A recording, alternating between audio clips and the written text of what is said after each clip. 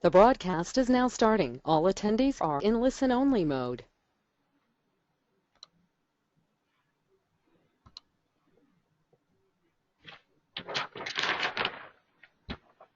Hello everyone. Thank you so much for joining today's webinar hosted by CBX Software and Elevate Global. My name is Mander Huang and I'm the Marketing Director for CBX Software and the moderator for today's session. We are excited to have a range of different retailers, brands, consultants, and service providers of all shapes and sizes in today's session. This webinar is a part of our ongoing global sourcing thought leadership effort, which focuses on providing actionable insights in terms of improving your sourcing, quality, and supply management programs. Now, we will just start with some household rules. The webinar will run for approximately 40 minutes. We will record the webinar and it will be available for download after the event. All attendees will be muted during the webcast. And if you have any questions regarding the webinar, please contact the presenters, Ian Spauding and Eric Linksweiler. Now, I just want to quickly introduce the speakers. We are lucky to have Ian Spauding. Ian is recognized globally as a prominent thought leader and authority on supply chain, social, environmental, and business performance. He is the senior partner at Elevate Global, a global professional service firm that specializes in business-driven sustainability. Our second speaker is Eric Linksweiler. Eric has over 20 years experience working with lead cloud and SaaS providers, supporting retailers with workflow process management towards increased profitability. Now, on that note, I'm just going to pass it to Ian and let him take it from here. Thank you, Mander, and hello, everyone. I'd first like to thank CBX Software for the opportunity to share some of the ideas and thoughts that I'm going to present over the next 30 minutes with all of you. I think, as you may know, CBX Software is a leader in the space of working with brands and retailers on their workflow and process for sourcing. So I'm sure Eric's going to talk a little bit about that and how they support companies not just with sourcing and product development, but also actually as it relates to vendor management and supply chain management, a topic that I'm going to introduce a bit in the course of my talk. So first off, Elevate, as many of you may know, is the fourth largest social and environmental assessment firm globally. We perform more than 10,000 assessments on behalf of large brands and retailers in more than 30 countries around the world. So my talk today will probably strike many of you as a bit odd because I'm going to talk about the limitations of auditing and assessments as currently deployed in our industry. That's a bit odd coming from a company that actually makes most of its income from actually performing audits in the field. I'm going to do that by starting out explaining the current risk management compliance model, which is a slide that should be in front of you today. So as you can see from this, we are in an industry where most of us who have diverse supply chains throughout the world perform some type of risk management model that includes performing audits against a code of conduct. And generally, when that happens, it's sending in a firm like Elevate to visit a factory and finding that there are problems with working hours or health and safety, and trying to identify those problems and work with the factory to agree on some type of corrective action plan. Many of the brands or retailers who deploy us will hope that the corrective action plan was implemented, and they may actually ask us, or they may send their own staff or another assessment firm to verify through a follow-up audit. And when there is no progress found, then there may be some type of termination of the factory. Now, this model can work and has worked in some countries around the world. But I think on some issues, I think what we've realized on issues such as working hours, on issues such as wages, and some issues like freedom of association or grievance management, this model tends to actually have its limitations. Many companies believe the model was effective in improving, but what we've realized is that over the last 20 years, we've realized the limitations of this model in really driving sustainable improvement on the factory floor around the world. And I'm going to talk a little bit about how we can move towards a different model that's more performance oriented instead of compliance oriented.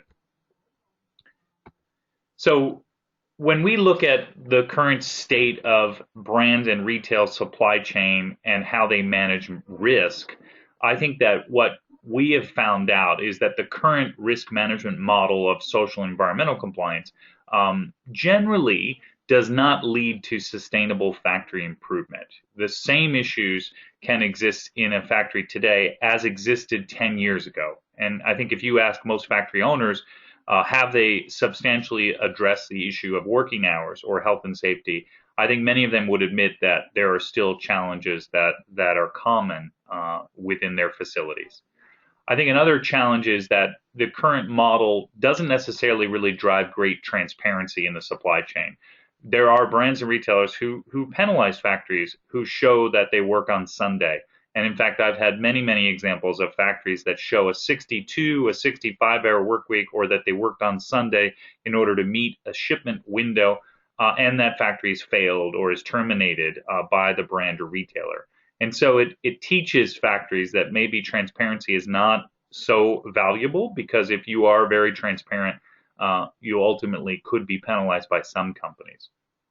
I think in addition, the current model can certainly identify health and safety and environmental risks, but it has some limitations to really uncover more critical safety issues. I think we learned that in Bangladesh in the case of Rana Plaza and Tazreen Fashions, and we learned that in Pakistan in the case of Ali Enterprises.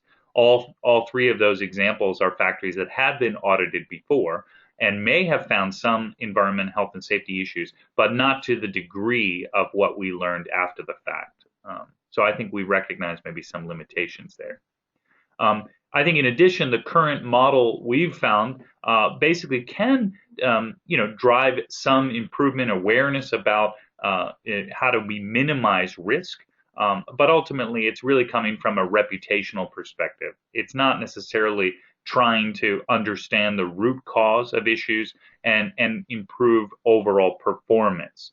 Part of that is because when we collect data during an audit, we do so infrequently, once per year, maybe twice per year, and we really do it on a sample basis. We don't really dig into the level of detail that we need to. So recognizing these, limitations of the current model, we are seeing a number of companies begin to seek an alternative model, one that goes from sort of reactive auditing, if you will, on an annual basis to much more proactive, that's trying to get better data, that's much more predictive of risk and predictive of performance. I think in addition, the model is changing from much more of a top-down policing or compliance one to much more of a partnership or performance model. Now, the other thing that we've learned is that we can't boil the ocean. We can't fix all of the problems in a diverse supply chain. And when we try to do so, we get distracted. We have limited resources that ultimately will not be able to focus on where we can actually drive impact. And so if you think of a typical supply chain, we're always going to have factories under the 80-20 rule that are going to be much more important than others. And when we have a one-size-fits-all approach to it, what we realize is that we can't drive impact for the transactional factories in the same way that we can drive impact for the strategic or core factories. So with that valuable lesson that we've learned over the last 20 years, I think we've begun to work with companies to really implement more effective strategies to drive impact by understanding their diverse supply chain, trying to segment it, to put it into the kinds of categories of transactional, core, and strategic, and then by introducing solutions that relate to that. So for example, in the slide in front of you, when you segment your supply chain, you may realize that actually some of the more transactional factories that have lower dollar volumes, that actually where you have limited leverage, those might lend itself towards more performing basic critical assessment audits or driving maybe improvement through e-learning. But the directive factory work, the working with them on in a more strategic manner is not practical for those transactional factories. And so a different approach for them, where you're really driving management systems, supplier ownership, more project management work tends to be a much more effective way of doing it. Now, I explain this to you in large part because I'm trying to introduce this alternative model that we're talking about. It's not an audit or model, it's really an audit plus model. And I think there's a couple of examples that I wanted to provide as a way in which the audit plus model, where people are segmenting their supply chain and looking at more effective ways of driving change and impact, can be deployed by brands and retailers with diverse supply chain. The first example I'll introduce is really using metrics or KPIs to drive improvement and performance. And so in this, if you talk about what we uncover when we do a traditional audit, we look at issues such as working hours or wages. We may ask issues of worker turnover, but it's rare because it's not directly related to a code of conduct or compliance. But when we actually go deeper into the factory to understand issues of working hours and productivity in relation to turnover or in relation to how many new workers have come into the factory who have potentially lower productivity rates, what we can uncover is some of the root causes that manifest themselves into excessive working hours. So in the chart in front of you, this is where one of our customers have begun to collect data on their factories and every worker within the factory to understand working hours, how many workers were hired, and how many units on average are produced per person per working hour. What you can see here is then when you look at that in relation to turnover, you can see that there is a higher turnover, which can ultimately have an impact on productivity, something that all of us would know intuitively. But when you collect this data and you look at it over a period of time, you could then see trends.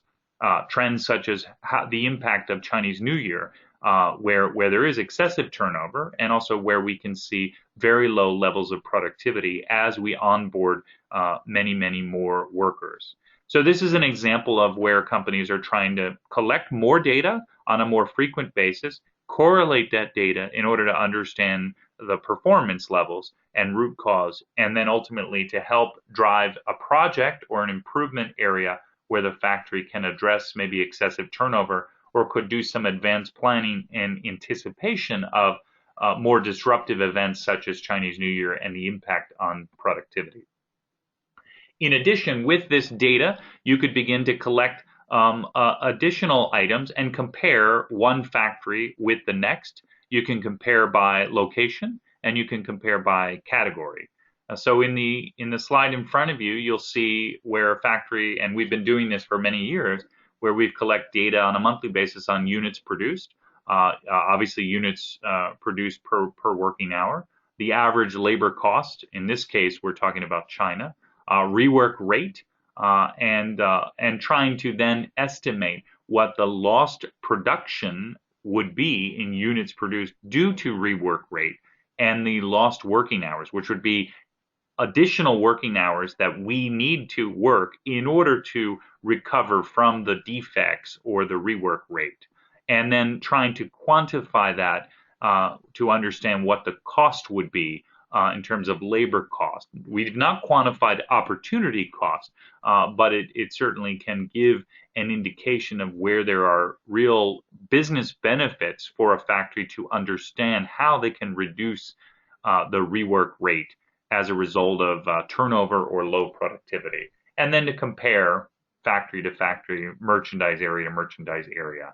This is a very different exercise than a traditional audit or compliance orientation, because it's really trying to understand data better, correlate it in order to understand root cause to drive improvement.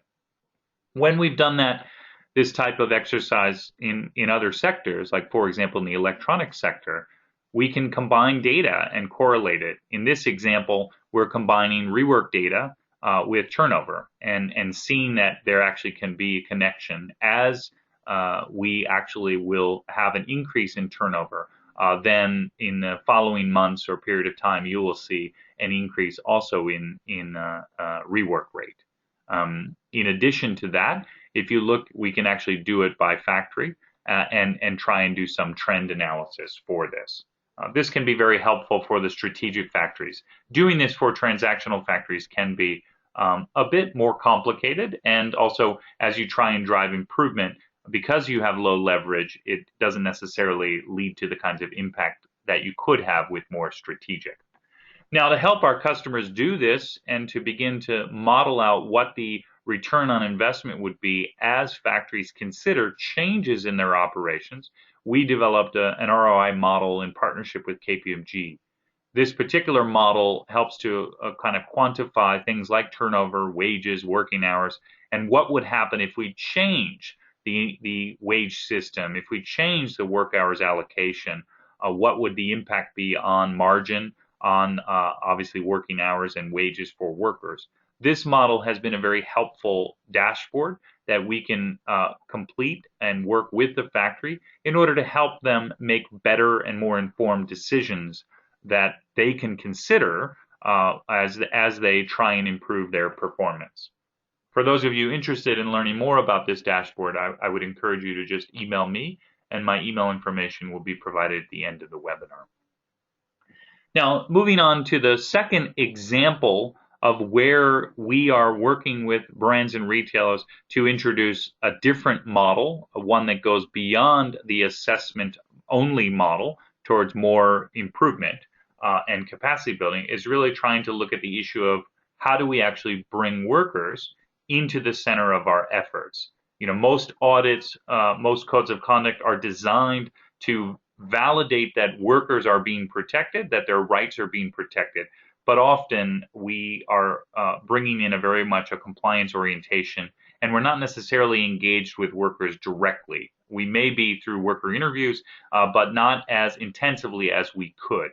So in this new model, we have introduced a service that we call the Worker Impact and Satisfaction Evaluation, where we actually do extensive worker surveys within a factory. Now, when we do that, the conversation we have with workers through those surveys is very different from how we look at factories with the compliance orientation. So, for example, on the left-hand side, when we talk about auditing and compliance, we really look at issues such as, do they comply? How many violations did we find during an audit? Do they work excessive hours? Is the factory being transparent? And how can they actually drive an improvement plan? But when we have a more worker-oriented approach, a lot of it tends to be perception of the workplace by workers. So do they plan to stay at the factory, or do they expect to leave? And if so, when? Do they feel safe? Do they understand how wages are calculated? How many hours do they want to work? Not how many hours did they work? How many do they want to work? When you ask these very different types of questions, you actually can be surprised on what you can learn. When we actually do traditional one-on-one worker interviews during an audit, unfortunately what we find is it's not necessarily very helpful because it's not representative of what the entire workforce is thinking and what they want. It's very routinized, and we often see factories coaching workers on what to say in order to pass the audit. So it also it relies heavily on whether the skills of the auditor are good at uncovering what are the issues that a worker might be scared to share. Now, when we actually do more worker representative surveys, it actually can increase the sample size considerably, and technology enables this. So we will actually do 150, 200 worker surveys in the same time using iPads and survey methodology as what we could do with one-on-one interviews with 25 workers. So a much more representative sample, and that's based on, of course, demographic information from the factory. It can be 100% anonymous, and when you interview 200 workers in a factory, of course, giving them that confidence that it is anonymous is important in order to ensure that we're getting good, candid, and honest feedback. And we could also do correlations by standardizing the questions and looking at differences by department, by production line, by worker, by the basic demographic information. So when we've done this, we produce reports that look very similar to an audit report, We understand what ultimately workers care about, what they think, and we begin to look for correlations. So here are some examples of some of the reports that we provide. But let me make it a bit more real for you by telling you how we've done this in a couple of examples. So the first example is where we've actually done an extensive worker survey in an apparel factory in northern China.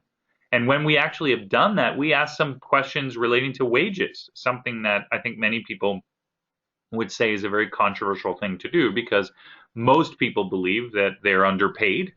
Even I'm sure all of you on this webinar would probably answer a question along the same line as a worker in an apparel or accessories factory. But when we've surveyed them, what we see is there's a large percentage who don't actually understand their compensation levels.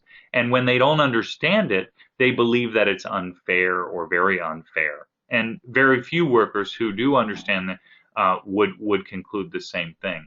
So in that survey data, when we understand that, we could begin to work with the factory to address communication issues, to improve a pay slip system, to have training programs to explain wage policy, how bonuses are determined, if it's a piece rate system, how the piece rate system is determined.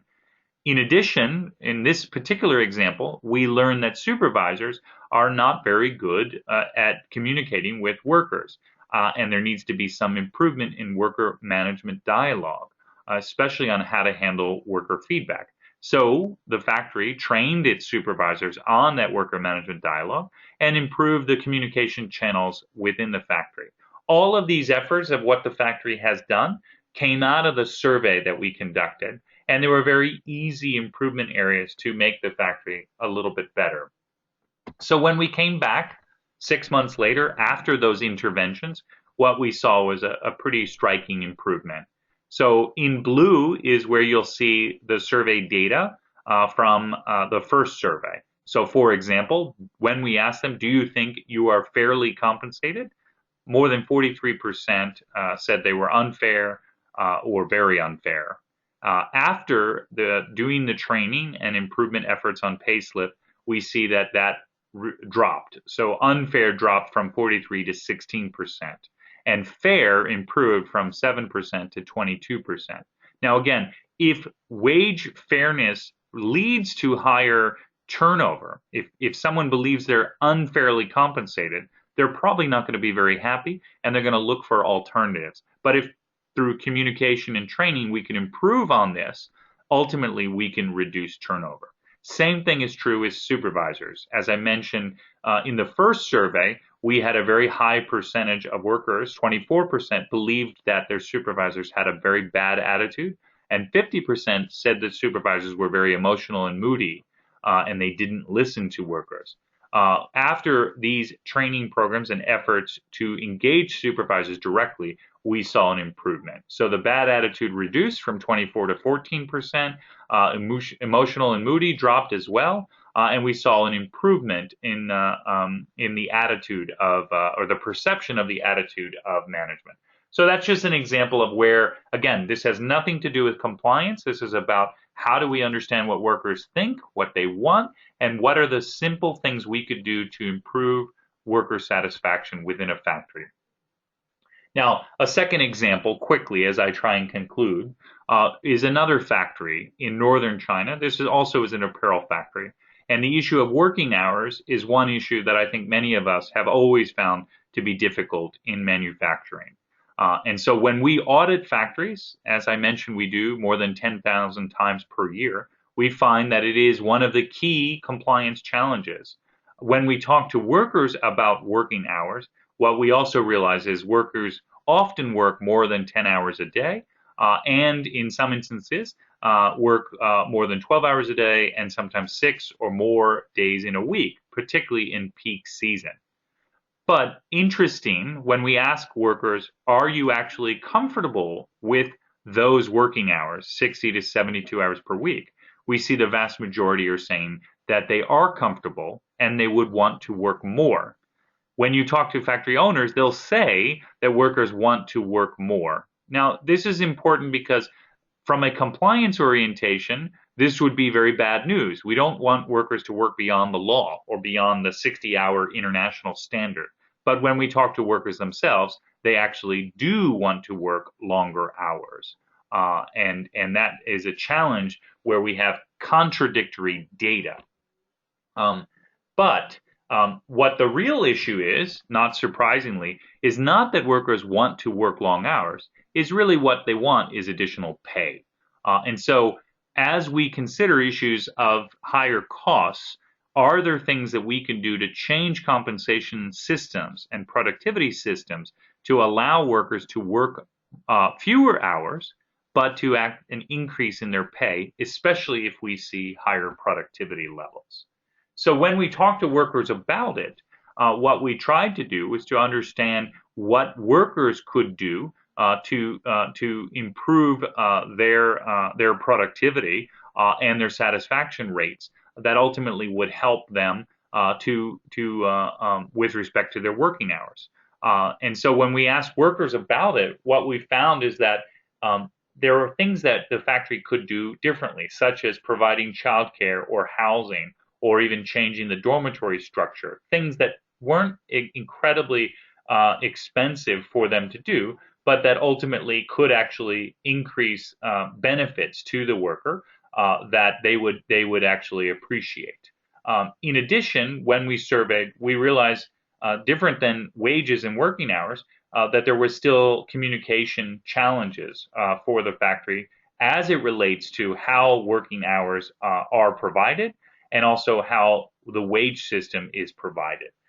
And so in that, there was a discussion around how the factory could introduce a wage system that allowed them to have a target that if they reached the target, they could actually go home early. And actually having childcare facilities and housing available that ultimately would allow them to actually spend more time with their family. So when they made those changes to the dormitory, when they actually allowed for families to live in the dormitory and change the structure, and they improved on the flexibility of the wage and working hours system to allow workers to go home after they hit their production targets, it drove up productivity and reduced the turnover rate and the working hours. Obviously, two big benefits for the factory. As you can see, on the chart on the right relating to working hours, we have an average of 67 hours per week going down to maybe 63, so a reduction, but still in violation of the law, but nonetheless improvement. And that ultimately correlated with the turnover, where we averaged around 11%, and now we're much closer to 8% on average turnover rate. So a win-win benefits from it. So let me conclude in the final slide by saying that the audit model that we have been deploying as an industry for the last 20 years has plateaued. I think there's a recognition that we need to move towards more of an audit plus model that's very much puts emphasis on performance, on more data, on how we can actually introduce more bottom-up solutions by engaging with workers directly. Now, this new model requires us to recognize that we can't fix all factories. As I said, we can't boil the ocean, so it needs to be well integrated with our supply chain strategy. And that means we have to segment the supply chain or look at how we introduce solutions that are based on our leverage with particular factories. And with that, we also need to introduce new and more impactful metrics for success. So instead of looking at the number of audit findings and cap closure, maybe new metrics relate to turnover rates or productivity or how we've improved worker satisfaction scores. That is the new model that I feel the industry is moving towards. It's a more effective model and ultimately can help to drive more social, environmental, and most importantly, business performance improvement. So let me conclude there.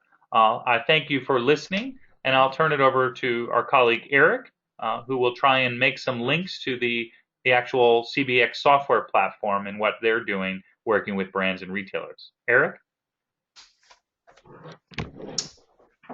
Thank you, Ian. Your presentation, your comments were thought-provoking, and at the same time contribute to several of our shared beliefs around CBX and the CBX platform. I think the bottom line is, and what I listened to over the last 20-25 minutes is underpinning all of our operations and our relationships within our supply chain community is the word communication, or the phrase clear and transparent communication amongst all players, all stakeholders in the process. And that is really what we're promoting through the CBX platform itself. CBX provides a web platform to assist retailers and brands in scaling and simplifying the end-to-end process associated with developing private labels and/or own exclusive brands for the marketplace.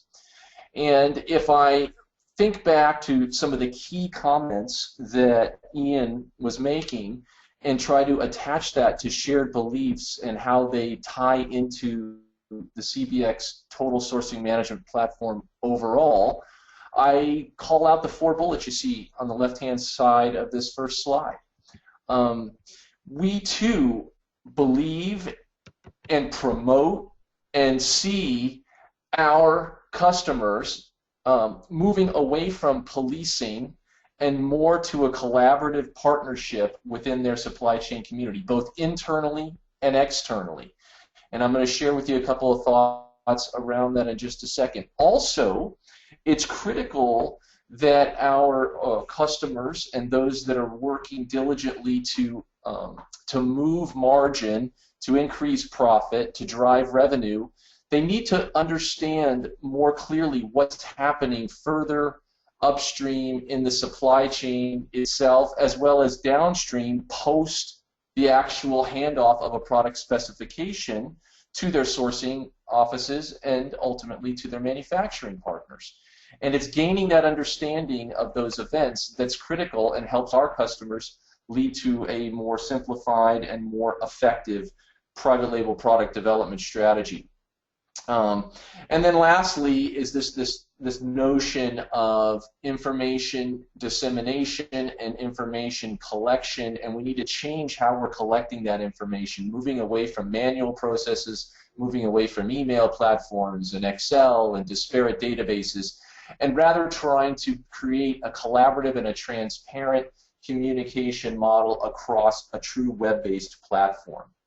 So that's really what we're trying to accomplish here at CBX. And again, I think it dovetails nicely into the services that Ian and his organization are also providing the community. Mander, maybe you could go to the next slide, and I'll talk about the actual breadth and capability of the CBX platform. If you consider the end-to-end activities within private label product in an own brand's private label strategy, the end-to-end activities begin in a planning, in a category management, in a merchandise planning, and a product development or design phase. And the CBX platform provides for and offers the capability for folks to do that right in line and online with our application. If you move left to right across this diagram, you'll see then that there's a natural handoff from the final development of a specification or a technical pack to some sort of a sourcing arm or a sourcing office or a sourcing agent.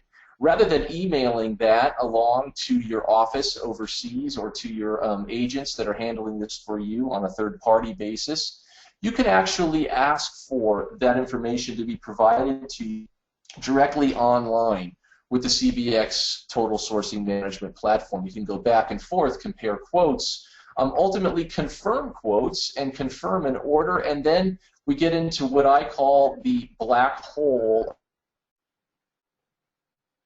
or work most retailers in this environment. There's about 70% of the activities that happens post-order commitment that most retailers and brands have very little visibility on, and that is the actual work in process, the quality, the inspections, the compliance audits. etc., that lead to the finalization of a product being completed and ready to be picked and packed and put into a carton and move that carton into a container. This end-to-end process from the actual design through that real meat and potatoes of the supply chain operation is what we provide transparency on. Now, if you'll notice at the bottom, I actually encapsulated the vendor management capability within the platform, which is integrated into CBX, so that you can have access to that information that Ian is beginning to expose to us that is so critical in moving away from a policing of our third parties to more of a collaborative and cooperative partnership. We can give our vendors access to the system themselves. If you notice the boxes across the very bottom of the chart there, we can give vendors access to be able to update and tell us in real time how they're responding to their CAP or how they're responding to different studies and data and information that Elevate has been able to provide them, as well as what's going on in the regular day-to-day activities of delivering on the order that we've provided to them. Ultimately, the platform is wrapped by a critical path management tool or a workflow management tool, which is just really a series of dashboards, series of reporting that allows us to log on from anywhere in the world, whether we be internal to our retail operation or to our brand operation or external as a vendor, and see exactly where we are in the process, identify potential bottlenecks, identify where we may have a shortage of labor, as an example, tying back into some of Ian's comments, identifying where we may actually have a problem with some raw materials or some anticipated mineral conflicts that may impede us getting out of a factory on time. All of this information is encapsulated through our critical path management tools and reporting dashboards within the platform. So to summarize then, if you look at this, it's not comprehensive, it's not all-inclusive, but it provides, just from a kind of a diagram perspective, all of the capabilities and all of the responsibilities for stakeholders end-to-end from initial product ideation and concept to putting the product into a container. I'll conclude now with just some rather telling facts and figures that our customers report back to us when they actually move towards a highly transparent, collaborative, and visible model for managing their private label product development process. You can see the numbers. I don't have to read them off to you, but I think the one that jumps out relevant to our webinar and the topic that Ian covered so eloquently today is protecting your brand with 100% compliance.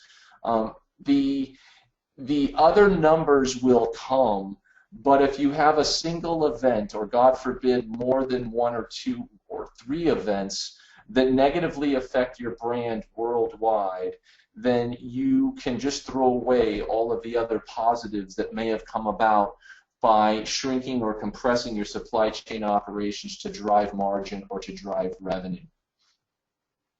So with that, and that is the final thought, I'd like to conclude our presentation today. We are going to leave the webinar open. You can use the GoToMeeting platform to submit questions through the chat window, or you can email Ian or myself directly. Our email addresses are there in front of you, and we'll respond to you in very short order. Really appreciate everybody joining today, and look forward to having another session in our series as we move forward. Thank you.